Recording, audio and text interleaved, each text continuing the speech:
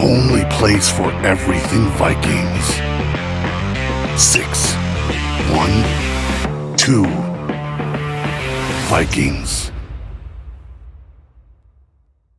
Hello guys, welcome back to another episode of 612 Vikings. I am here with my friend Jayden from Jayden's Jerseys. Tell everybody a little bit about yourself for the people that don't know you and how you got started and all that. Well, I am Jayden Lolar. Like Dustin just said, I'm on TikTok as Jayden's Jerseys. I have my own jersey company, so that's sports apparel. I'm sure if you guys follow Dustin on TikTok, you guys have seen some of the jerseys he wears on live. Those are some of the jerseys that are from my company. I also have my own podcast as well. We kind of go over NFL football and Chiefs football, TPT podcast. That's where you can see some of the Chiefs stuff behind me. Huge Chiefs fan, huge sports fan.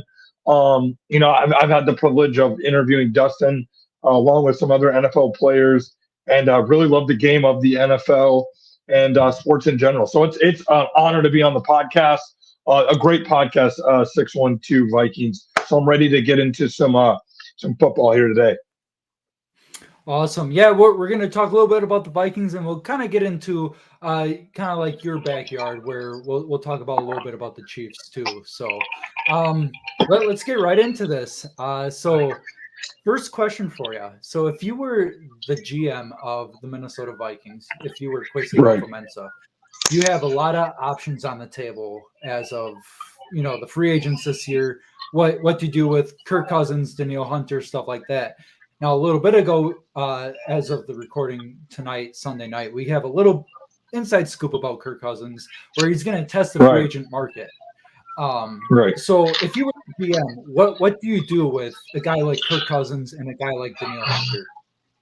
So, and as much as you keep up with, and it's funny because, like you said, we're going to obviously talk, not just about the Vikings here, but this is a Vikings pod. As someone who's originally from Minnesota, so as much as everyone may think, I'm just a diehard Chiefs fan, my brother is a diehard Vikings fan. My grandpa is a diehard Vikings fan. My half my family are diehard Vikings fans. So I kind of do have to keep up with the Vikings a little bit. Obviously, half my friends are Vikings fans.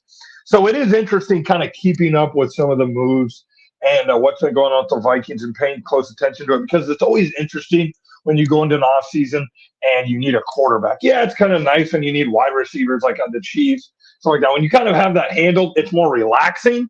But when you kind of needed that quarterback, it's kind of fun, But also, there's that stress factor of like, where are we going to go? And that's kind of where the Vikings are right now. But with Kirk, so first with Kirk, he's probably up there with top 3 quarterback to play in Vikings history. Great quarterback, just a consistent guy in the regular season. Obviously, he hasn't had the deep playoff success as some other quarterbacks in the playoffs, which a lot of what quarterbacks really have besides Mahomes and Josh Allen and some other guys. But again, he's been a great quarterback for the Minnesota Vikings. I think it's time. I think it's time to move on. And when a guy is kind of every now and then you'll see a guy say, I'm testing free agency, and then him come back to the team and end well. The only time you really see that happen if he's a lesser player on the roster.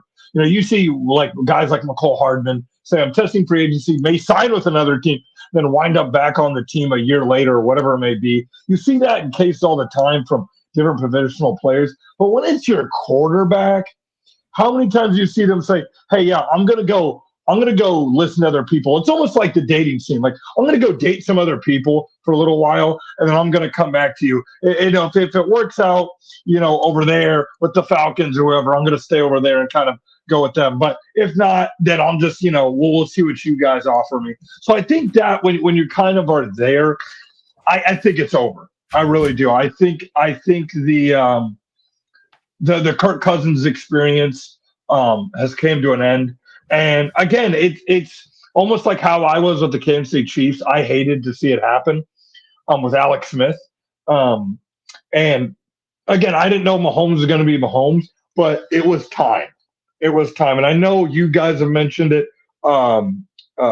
you as in, you Dustin and some of the other people that are Vikings fans that we've came across as, keep Kirk for a year or two and then bring on another quarterback. I think Kirk's at a point of his career where I don't know if he's willing to do that, because once you do that, like Alex Smith said, he knew that he was going to be replaced. I don't think Kirk Cousins is willing to go down that route. So I think it's time to move on. I know we'll probably get into later what some of the other options will be if they do move on. And then Danielle Hunter. I think you do got to bring back Danielle Hunter. I think you do have to bring back Danielle Hunter. I know he's going to be expensive. But listen, if they're moving on from Kirk Cousins, you're most likely going to have a cheaper quarterback. You are. Yeah. So that means you can re-sign Danielle Hunter. So I think they do got to bring in a guy like Danielle Hunter. They can make bigger moves now. If that means going to go get our guy, L'Jarius Sneed, that means bringing on other guys, Saquon Barkley, whoever it may be, to bring on guys. Yeah, exactly. Guys on the defense that can help you. Absolutely. Because you're going to have potentially a rookie quarterback, or, again, you sign a bridge quarterback, whatever it may be. So yeah, those are some of the route spots. But you got to bring back a guy like Danielle Hunter when you have that pass rusher, because he was top 3 in sacks, something like that. Yeah, something like that. Yeah. So when you have, he was right in the mix for those guys. I think he led for like half the season. He led, the sack leaders. So yeah, now that if you move on from Kirk, you're gonna have a cheaper quarterback. Bring Danielle Hunter back. Okay. Now that kind of bleeds into the NFL draft too, because the way I see it, if you bring back one or the other, whether that's Kirk or Danielle, I think you kind of almost have to go opposite of what you did in free agency in the draft. Right. So if you re-sign Kirk miraculously, you're probably going to go edge rusher because you're probably going to lose Danielle, and vice versa. Yep. If you keep Danielle, you're probably going to go quarterback. Right. So draft wise, the Vikings, what do you see them doing? Do you see them trading up for a quarterback, stick a pick, trade back?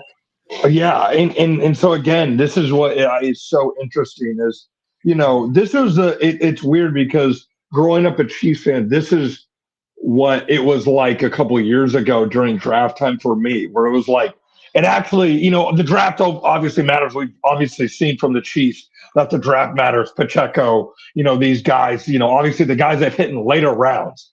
But for those the first round, the early picks, this is how it was for me. The offseason was such a big deal because we didn't have the guys on roster to get the job done to win a Super Bowl. But now that we've kind of the nucleus of our team, I don't get this type of talk. So it is really interesting kind of being able to look at the Vikings and being like, okay, who are they going to go with and really talk about this is, I think they kind of have to trade up because there's a scenario where we've seen the Broncos. They're the pick after you guys. I'm pretty sure. I think they're the 12th pick.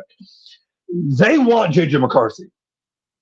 There's a chance that there's team, the Bronco or the Bears. There's a team that is going to be ahead of y'all that they say, hey, we got to go get JJ McCarthy because we know Daniels, we know Williams, we know Drake May are going to be gone. Those guys are going to be gone. So then it comes down to Penix, Bo, Nix, and JJ McCarthy. And right now it's looking like in order, JJ McCarthy, Bo Nix, Michael Penix. And then you have your Sam Hartmans and, your Spencer Rattlers in the later rounds. So again, the Broncos, if they're the pick before you guys and you guys don't make a move in free agency after quarterback, and that's kind of looking more slim and slim because you have Baker Mayfield just re-signed with the Bucs. So you have Kirk Cousins is still out there, obviously. So if the Falcons, another team, if the Falcons don't go get Kirk, do they go get Russell Wilson? Okay, they don't go get Russell Wilson. So it's going to come down to next week. If next week comes and goes and you see those guys, you see Kirk Cousins say sign with the Steelers or the Raiders, and he doesn't wind up with the Falcons, the Vikings, got to kind of be sitting there going, crap. Now, do we have to move up? Because if the Falcons are they got to have a quarterback.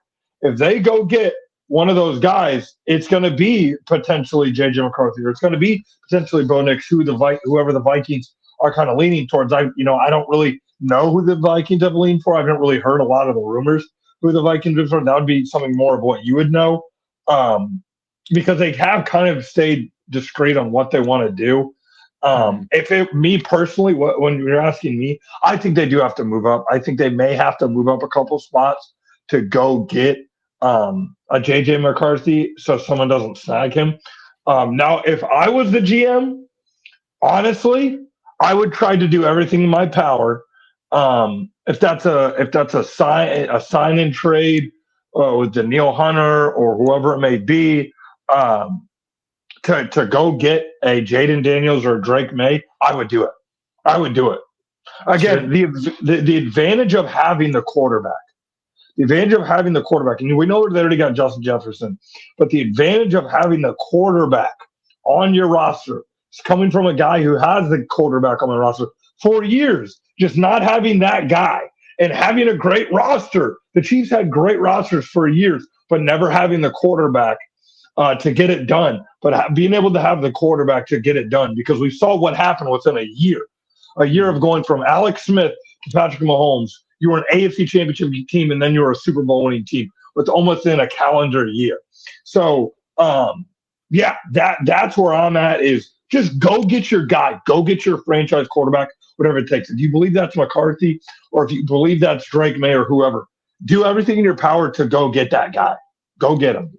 Yeah, for sure. I know a couple of the names that the Vikings, I guess, kind of were sniffing around were guys like Sam Darnold, guys like Zach Wilson, which I wouldn't be necessarily super opposed to someone like a Sam Darnold, but Justin Fields has been floating around too. But that I think wherever Kirk Cousins goes, whether that's the Falcons or another team, I think that is the first domino to fall where how the draft order shakes up too.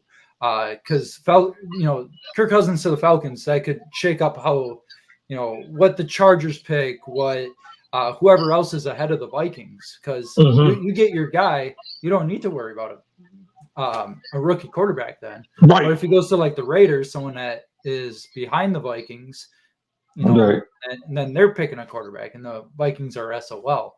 But I think free agent quarterbacks are probably a good idea to kind of sniff around. Someone, cheap like a Sam Darnold. I wouldn't mind that. I don't know if you would trade for a Justin Fields or a Zach Wilson, but nevertheless.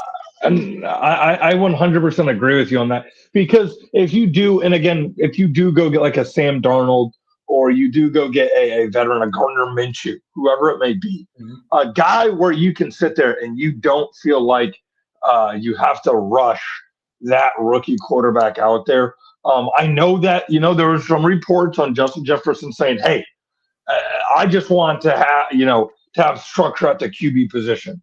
I don't think that would necessarily factor in if you would want to trade or something like that. I don't think it would really come to those terms.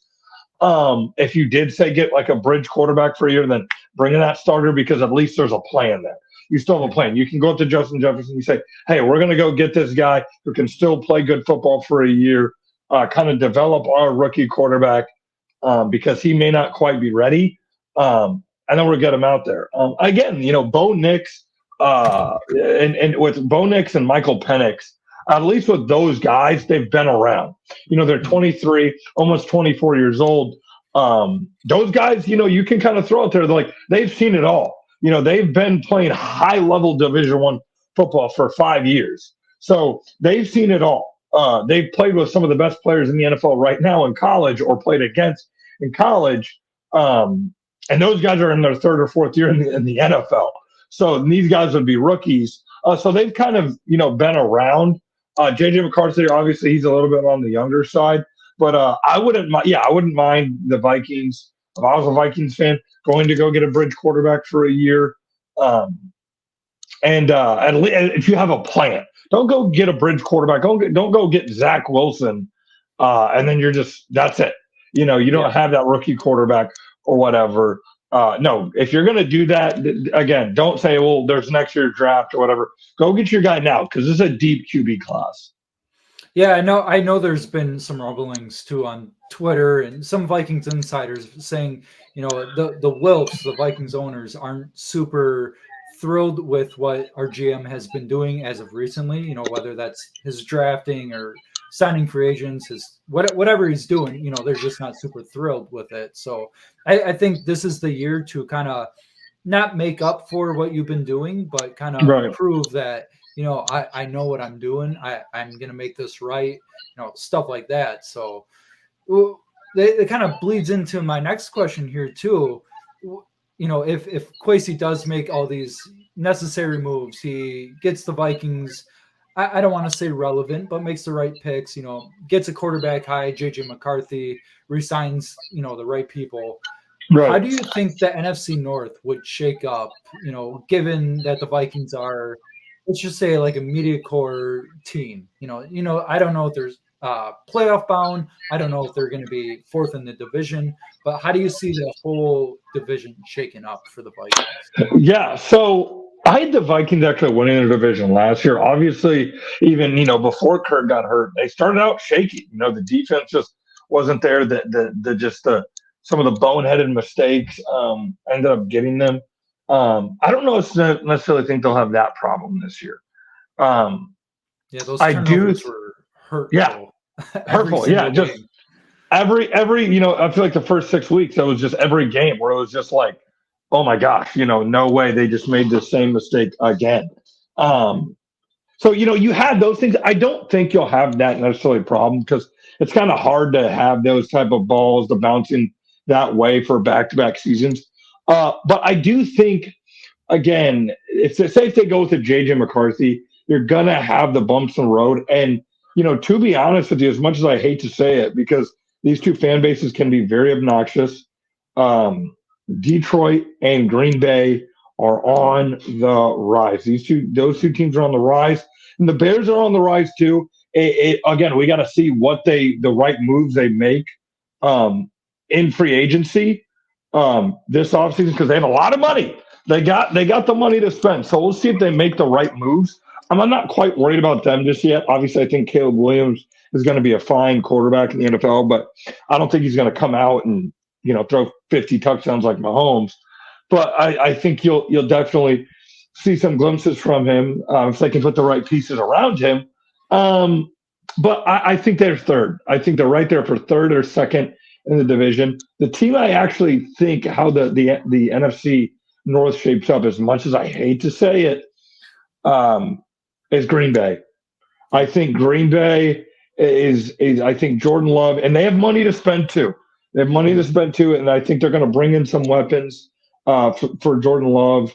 And I think they're going to be a good team. I like the Packers. I think they got to get better on defense. They started out shaky beginning of the year last year, and they were able to put things together. But I think Jordan Love has kind of got his feet underneath him. That was his first year as a starter, which is hard to believe because I feel like he's been in the league for the last 7 years. But he's finally in his second year as a starter. We saw some glimpses from him. Some of his throws remind me of Rodgers. But the Vikings, again, they're in an interesting spot where it's like they could either and I would say this, they have the highest ceiling and they have the lowest floor. They could either be the fourth team in the division or they could be the first. But I have them right there at 3 right now. I think they're an 8 to 9 win team. I don't think they're going to be horrible, but I think they're going to be similar to what they were last year. I just think right now they just don't have that again, if they don't have that just a glue yet. They don't have that glue to just go out there and just they're going to be that team that competes with the good teams, but they just can't beat the really, really great teams. They'll compete with Detroit. They'll compete to Green Bay. I just don't think they'll be able to just get it done in big situations with kind of a younger team and still just figuring things out. Even KOC is a younger coach, still just trying to figure things out. I think they could be a sleeping giant, but they just kind of have to get things together now in the organization. But again, if they all of a sudden get a rookie and he comes out like a CJ Stroud, then absolutely. But it's just hard for me to see them be like a first seed in that division when they were even struggling beforehand with Kirk Cousins. And we all know how great Kirk Cousins can be and how great he was playing before he got hurt. And they were still, fighting to win games. Yeah. And, when you were talking about Kevin O'Connell being a young coach, there's so many Vikings fans that, one little thing goes wrong and it all hell breaks loose. And Yeah. Vikings fans, they're blaming Kevin O'Connell from last year, and it's like, hey, it's his second year. This is his first time being a head coach. Like, give him some slack. Yeah. And I don't know. And with all the injuries, personnel changes, like what can you really do? You lack that depth on both sides of the ball. Like there's not much you can do. And then Brian Flores, I am so glad he is staying as a defensive coordinator for the Vikings. Absolutely. He didn't even get a head coaching interview with any team. So I think that has a lot to do with his lawsuits and all that from previous years. 100%. Nevertheless, I'm super glad he's here. And if everything can gel together, you get a Christian Wilkins, you re-sign Danielle Hunter, you don't have to trade for like a Snead, but get a nice corner too, another good corner. I think this defense can just be, I don't want to say top 10, but it can give offensive fits. And it kind of gave offensive fits last year. Just from no-name players on that defense. You have Ivan Pace, a linebacker that was undrafted, playing out of his mind. Rookie, not rookie of the year, but he was getting some talk around the NFL from other teams. Jason Kelsey mentioned his name on what is it? New Heights. New Heights. Yep. Travis Kelsey was kind of giving him praise too. So there's a lot of good bright spots on that defense, especially with Brian Flores doing what he's doing best. And I think that's what kind of helps the Vikings is you have that former head coach on defense, on the defensive side of the ball. Then you have Kevin O'Connell, offensive-minded coach on the offense. And I think that should glue in the second year of them being together and stuff like that too. So we'll see how that goes. Everything has to go perfect, or at least close to perfect this upcoming year. And it's hard to address every single need in one off season, but that's all you can really hope for is just getting stuff to glue together. But I think that will be enough of Vikings talk. We'll kind of get into your little realm of the Kansas City Chiefs.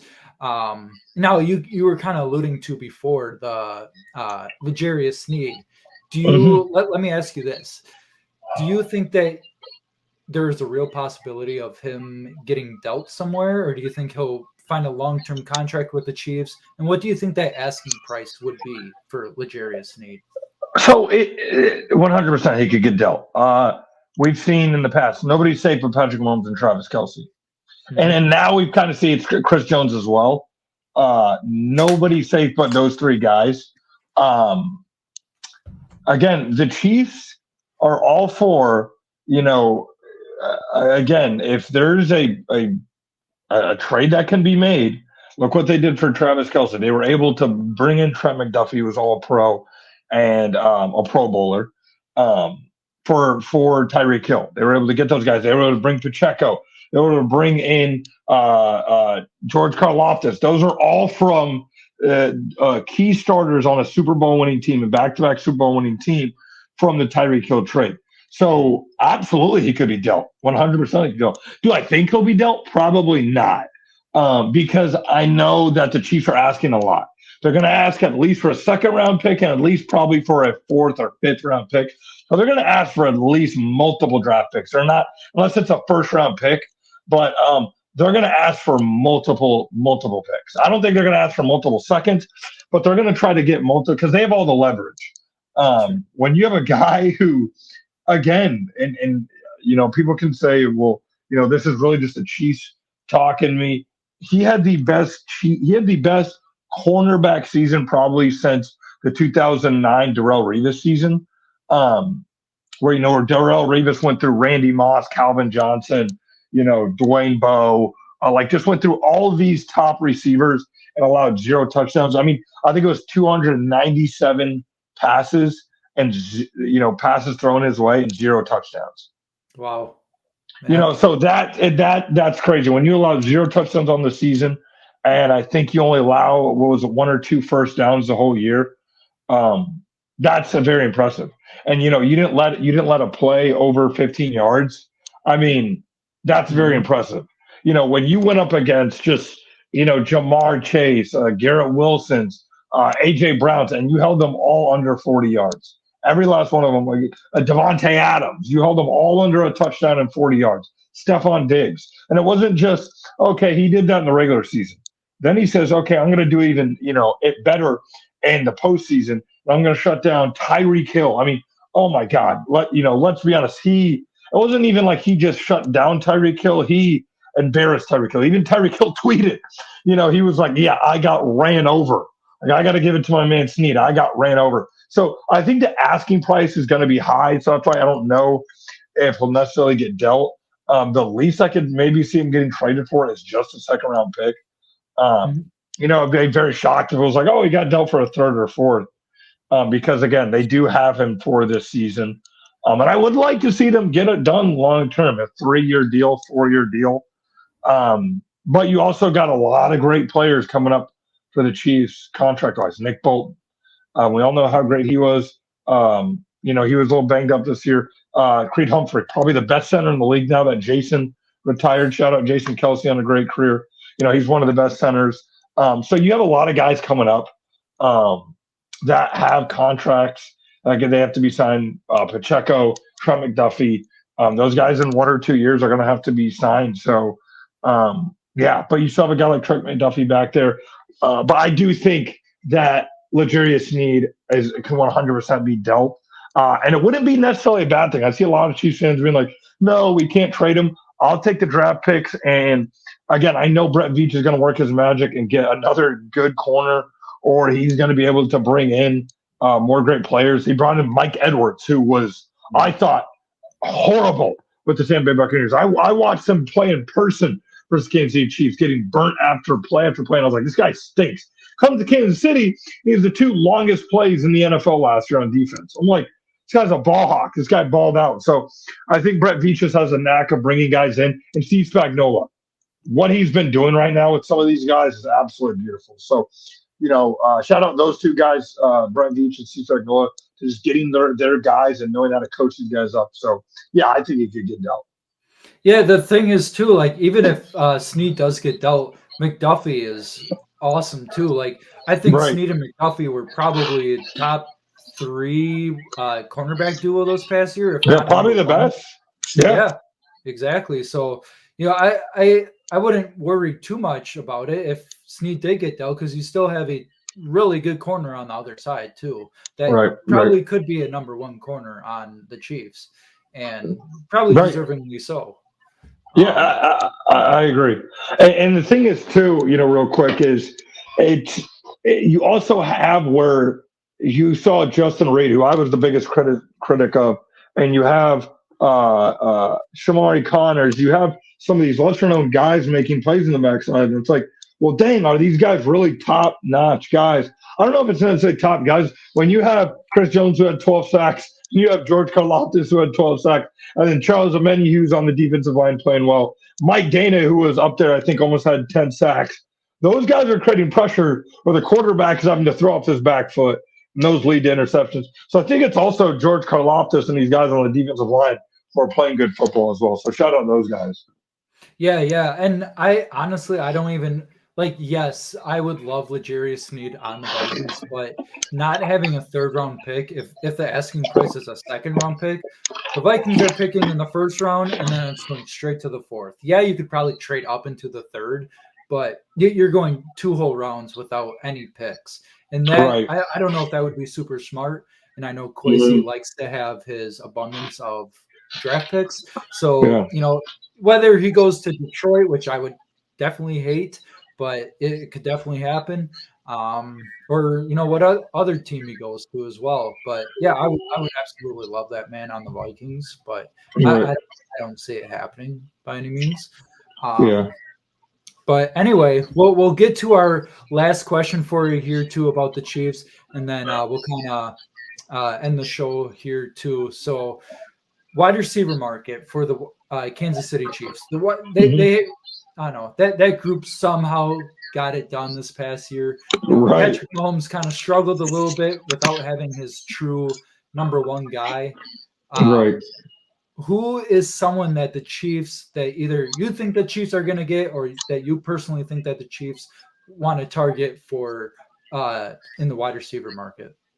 Yeah, so I mean, it got a little bit more difficult as you paid Chris Jones. But the NFL is funny. That every time you think, well, now they can't get this guy. I mean, last year I'm thinking, okay, well now they can't. They paid this guy, or they went to go get this guy, so now they can't really. They paid the tackles. They can't really get guys. But also, you let go of MVS. You can restructure Mahomes. So the guy I would like to go see is either Tyler Boyd or Gabe Davis. You also have Hollywood Brown. So I think their move now is I would like them to see them draft a receiver. But I'll also like to see go get Gabe Davis or Tyler Boyd. If you do that, like you said, they just won a Super Bowl with probably the worst wide receiver core we've seen win a Super Bowl in the last 50 years, 40. I mean, let's be real. This wide receiver core was atrocious. Outside of Rashid Rice, who was basically a 1,000-yard receiver, I know he didn't play the last week of the season, but he had 980 yards. He would have got that 1,000 yards. But outside of Rice, it was bad. It was really bad. I mean, Justin Watson, who's a special teams guy, was your deep threat. So again, that's how scary it can be for the NFL, these other NFL teams. If you go get Xavier Worthy, if you go get an Aiden Mitchell, if you go get those guys in the draft, plus you go get a Gabe Davis, now your wide receiver core is what you just won a Super Bowl with, plus you're adding more talent. So, when people come up to me and they say, can you three-peat? Well, yeah, you went from the 7th-ranked offense last year and won a Super Bowl with the same exact defense.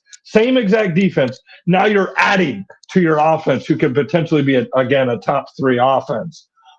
Yeah, that's scary to me. But I would love to see either a Tyler Boyd or a Gabe Davis because they're on the younger side, too. They're 25, 26. I know some people are saying a Calvin Ridley. A lot of people don't realize this. Calvin Ridley's going to be 30. I know he's only been in the league for 3 to 4 years because, he kind of came out of college at like 24, 25. But he's going to be 30. So he's an older receiver. And the Chiefs don't really like paying guys in their 30s. They had 4 guys on their roster above 30.